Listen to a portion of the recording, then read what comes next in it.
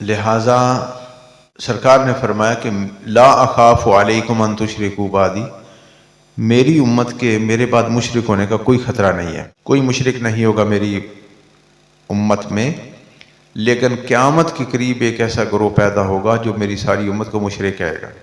اب 1400 سال بعد پیدا ہونے والے نجدی، وہابی، دیوبندی، جتنی ان کی شاخیں ہیں، وہ کہتے ہیں کہ سرکار کے زمانے سے لے کر آج تک سارے مشرک ہوئے ہیں، اب ہم پیدا ہوئے ہیں تو ہم توحیدی ہیں، پہلے ساری مشرک تھے۔ اور آیتیں وہ پڑھتے ہیں جو بتوں کی مذمت کے لیے اللہ تعالی نے نازل فرمائی۔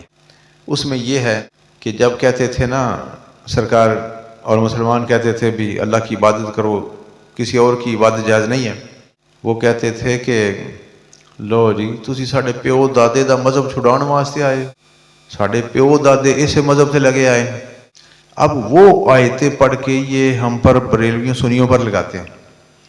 وہ کہتے ہیں جی سنی ہے، کہتے ہیں جی سرکار کے زمانے سے لے کر آج تک سارے ہمارے پیو دادے اہل سنت تھے، تو پھر ہم پیو دادے کا مذہب چھوڑ دیں۔ وہ کافروں والی آیتیں وہ مسلمانوں پر لگاتے ہیں۔ پیو دادے اگر اہل سنت ہوں، پیو دادوں میں غوث، قطب، ابدال، ولی ہوں، سارے مومن 1400 سال سے مومن چلے آ رہے ہیں، تو وہ بھی کہتے تھے جی لو جی، کافر بھی سرکار کو کہتے تھے کہ ہم پیو دادے کا مذہب نہیں چھوڑ سکتے، بریلوی بھی یہ کہتے ہیں کہ ہم پیو دادے کا مذہب نہیں چھوڑ سکتے۔ بھی پیو دادے تو سارے مسلمان تھے، انہوں نے تو سرکار کا کلمہ پڑھا تھا، شروع سے اسلام چلا آ رہا ہے 1400 سال سے۔